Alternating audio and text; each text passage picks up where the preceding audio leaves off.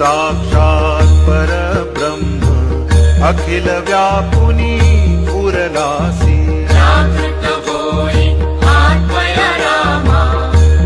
अनामा सचित सुख जनभामा ओंकारे तुझ सत ओळखती दीप्ती रूप अससी गायत्री अनंत नारायण यदुपती जन उद्धरती या नामे जागृत होई आत्मया रामा अनामा सचित सुख जनभामा जगत अनादि खेळ सुरु झाला अहम ज्ञान जीवा भ्रम झाला विसरुनी गेला स्वस्वरूपाला षट्रिपुसंगे सुख दुःखी